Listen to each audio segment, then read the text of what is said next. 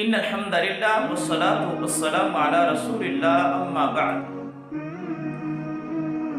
برائی کے ایک انسان کی شخصیت پر بڑے گہرے اثرات مرتب ہوتے ہیں۔ جو آدمی گناہوں کی دھن میں لگا رہتا ہے، سمجھ لیں وہ انسان تباہی بربادی کے راستے پر لگا ہوا ہے۔ گناہ سے انسان کو کیا کیا نقصانات پہنچتی ہیں۔ سب سے پہلے جو آدمی گناہ گار ہے، نیکی کا اہتمام نہیں کرتا، اس کے نامہ اعمال کو، کردار کو دیکھا جائے سوائے برائیوں کے اور کچھ ہے ہی کوئی نہیں، اس آدمی کا دل سیاہ ہے، دل سیاہ ہے۔ ان المؤمن اذا اذنب كانت نقطة سوداء۔ پیارے پیغمبر علیہ السلام نے فرمایا کہ مومن آدمی جب گناہ کرتا ہے نا تو اس کے دل کے اوپر ایک سیاہ نقطہ لگ جاتا ہے۔ فَإِن تَابَ وَنَزَعَ، اگر توبہ کر لے، گناہ کو چھوڑ دے، وہ نقطہ ہٹا دیا جاتا ہے، دل صاف ہو جاتا ہے۔ شُقِلَ قَلْبُهُ، اگر وَإِن زَادَ، توبہ نہیں کی بلکہ ایک گناہ کیا پھر دوسرا کرنے کے لیے تیار بیٹھا ہے، دوسرا گناہ کیا پھر تیسرا گناہ کرنے کے لیے تیار بیٹھا ہے، تیسرا گناہ کیا پھر چوتھے گناہ کا سوچ رہا ہے، ایسا آدمی ایک وقت وہ آتا ہے کہ اس کا دل جو ہے نا وہ گناہ کر کر کے، گناہ کر کر کے، گناہ کر کر کے وہ سیاہ ہو جاتا ہے۔ نبی مکرم علیہ السلام نے فرمایا کہ قرآن مجید میں جس زنگ آلود دل کا تذکرہ ہے نا، اس دل سے مراد یہی وہ دل ہے جو گناہ کر کے، انڈا اور اس کی نافرمانی کر کر کے سیاہ ہو جاتا ہے۔ آپ سوچئے جو دل گناہوں کی وجہ سے سیاہ ہو چکا ہے، وہ نیکی کی سوچ بچار کیسے کر سکتا ہے؟ حضرات، گناہ انسان کے ضمیر کو گندا کر دیتا ہے۔ انسان کا جو باطن ہے وہ ناپاک ہو جاتا ہے۔ آئیے اپنے باطن کو پاک کیجیے۔ کیوں؟ دل کی طہارت اور پاکیزگی ضروری ہے۔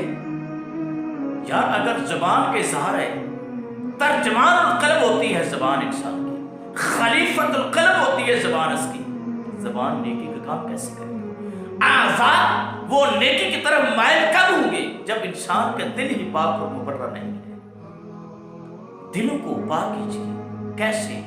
نیکی کے نور سے برائی کریں گے تو آپ کا دل جو ہے وہ سیاہ ہو جائے گا، اور سیاہ دل کے اندر نیکی کا جذبہ نہیں پیدا ہوتا بلکہ برائی کے خیالات اور تصورات جنم لیتے ہیں۔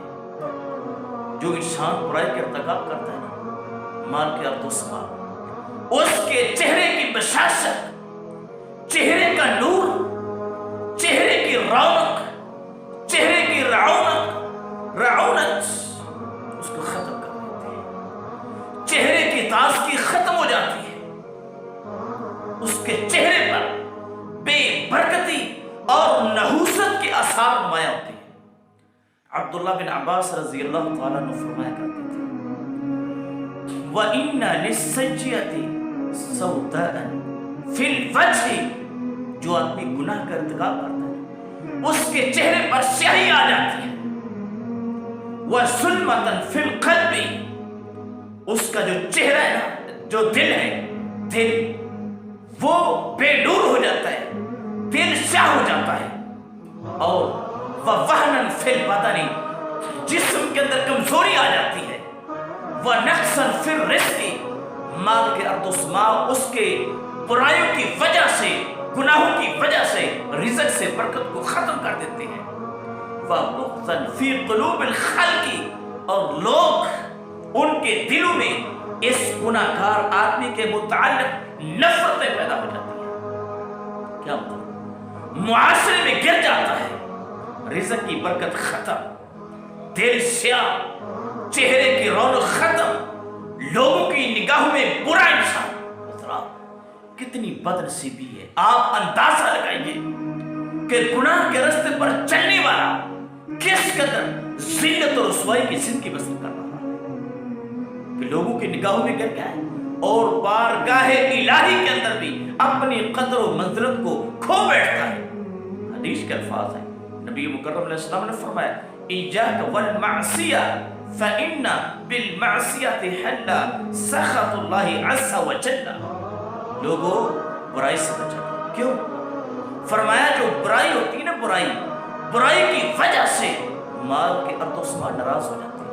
آپ سوچیں کہ جس انسان کے برے کردار کی وجہ سے، برے اخلاق کی وجہ سے، برے اعمال کی وجہ سے وہ کریم رب ناراض ہو جائے، اس کو دنیا میں عزت مل سکتی ہے؟ کبھی نہیں مل سکتی. وَمَن يُهِنِ اللَّهُ فَمَا لَهُ مِن مُكْرِمٍ. جس کو مال کے ارد و شمار رسوا کرتے ہیں روئے زمین کے اوپر، دنیا کائنات کے اندر اس انسان کو کوئی بھی عزت و عظمت عطا نہیں کر سکتا. گناہ انسان کو کس کس تباہی کے دانے پر پہنچا دیتا ہے. جو برا انسان ہوتا ہے، گناہوں کی دھن میں لگا رہتا ہے، اس کا دوست فرشتہ نہیں بنتا. برے انسان کے دوست نیک لوگ نہیں ہوا کرتے. اس کے دوست کون ہوتا ہے؟ شیطان. شیطان شیطان. قرآن مجید میں اللہ تبارک تعالیٰ نے ارشاد فرمایا وَمَن يَعْشُ عَن ذِكْرِ الرَّحْمَنِ نُقَيِّضْ لَهُ شَيْطَانًا فَهُوَ لَهُ قَرِينٌ. کیا مطلب؟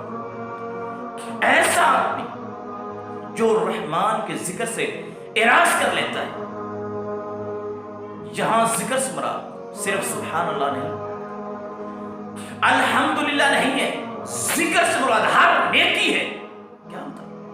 ہر نیکی کو ترقی ہے اور ہر برائی کا ارتکاب کرنے والا بن گیا.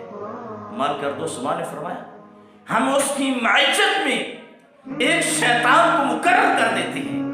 ظاہر ہے جس کی معیت میں شیطان آ جائے، جس کی دوستی میں شیطان آ جائے، شیطان انسان کو نیکی کے راستے پر نہیں لگاتا. شیطان کی رفاقت انسان کو تباہی اور بربادی کے راستے پر لگا دیتی. آئیے اپنی ذات کو گناہوں سے پاک کیجیے اور نیکی کے راستے پر لگائیے. کیوں؟ کہیں ایسا نہ ہو ہمیشہ کے لیے شیطان کی رفاقت جو ہے تمہیں جہنم کے اندر لے جائے. ایک مقام پر حبیب کبریا علیہ السلام نے فرمایا تھا، جامع ترمذی اور سنن ابی داؤد کی حدیث ہے، لوگوں یاکم الکذب، جھوٹ سے بچو. کیوں؟ فإن الکذب یہدی الی الفجور.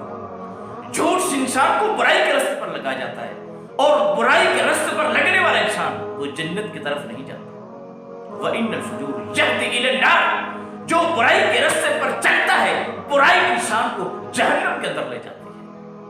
گناہ یہ تباہی بربادی کا راستہ ہے. اور گناہ کی سزا انسان کو کیا ملتی ہے؟ گناہ کے اثرات کیا مرتب ہوتے ہیں؟ انسان کے رزق سے برکتیں ختم کر دی جاتی ہیں. انسان کے رزق کی برکتیں وہ اٹھا دی جاتی ہیں. معاشی اعتبار سے انسان تک دست ہو جاتا ہے. ایسی آزمائش ہوتی ہے انسان کو سمجھ نہیں لگتی کہ میں کس دل کے اندر پھنس چکا ہوں.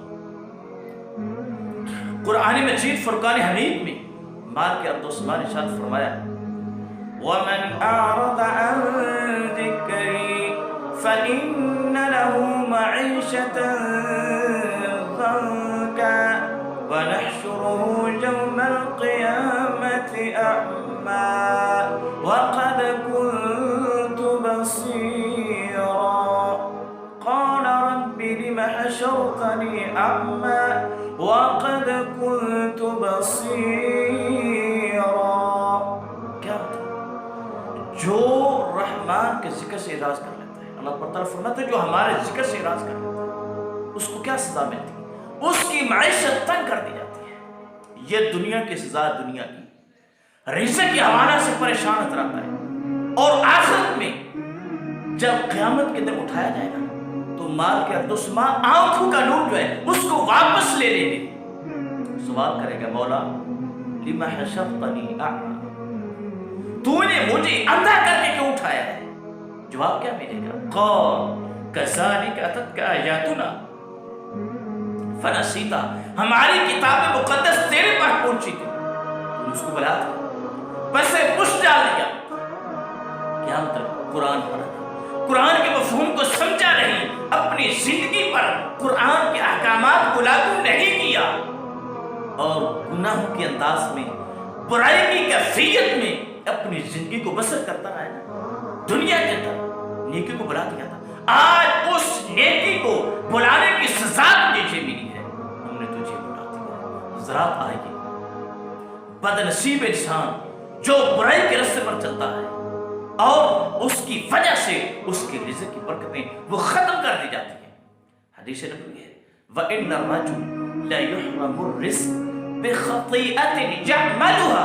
آقا علیہ السلام نے فرمایا کہ بس اوقات ایسے ہوتا ہے کہ ایک آدمی کو رزق سے محروم کر دیا جاتا ہے، تو آدمی سوچتا ہے پتہ نہیں کیا وجہ ہے، کاروبار بڑا کمال تھا، کاروبار بڑا اچھا تھا، میرا کاروبار تباہ ہو گیا ہے، میرے پاس گاہک نہیں آتے، مجھے نقصان ہی اٹھانا پڑتا ہے۔ لیکن ہوتا کیا ہے، اس کے پیچھے اس کے گناہوں کے، اس کے برے کردار کے اثرات ہوتے ہیں۔ بندے تو نے اپنے رزق کے اندر کاروبار میں سود کو داخل کر دیا، مجھے بتلا تیرے رزق میں برکتیں آئیں تو کہاں سے؟ حضرات آئیے، رزق میں برکتوں کو حاصل کیجئے، لیکن کیسے؟ برائی سے برکتیں نہیں، نیکی سے برکتیں ملتی ہیں۔ اللہ اکبر، جب انسان برائی کے راستے پر لگتا ہے تو انسان پر مصائب ہی مصائب، مصائب ہی مصائب، مشکلات ہی مشکلات آتی ہیں۔ وَمَا أَصَابَكُم مِّن مُّصِيبَةٍ فَبِمَا كَسَبَتْ أَيْدِيكُمْ وَيَعْفُو عَن كَثِيرٍ۔ فرمایا تجھے جو بھی مصیبت پہنچتی ہے وہ تمہارے ہاتھوں کی کمائی ہوتی ہے۔ انسان جب دنیا کے اندر نیکی کی بجائے برائی کے راستے پر چلے گا تو سوچے گا پتہ نہیں کیا ہے، ادھر سے مصیبت ادھر سے مصیبت، یہ پریشانی وہ پریشانی، اور حالات جہاں تک پہنچ جاتے ہیں پھر انسان خدا کے در کو بھول جاتا ہے اور مخلوق خدا کے در پر دھکے کھانے لگتا ہے، لوگوں کے سامنے شکر کرتا ہے یار میری پریشانیاں ختم نہیں ہوتی، میری پریشانیاں ختم نہیں ہوتی۔ بندے وہ تیری پریشانیاں کیسے ختم ہو؟ تو نے اپنی زندگی سے اللہ کی نافرمانی کو ختم نہیں کیا، رسول اللہ کی معصیت اور نافرمانی کو ختم نہیں کیا، بتلا تیری زندگی کی پریشانیاں کیسے ختم ہو؟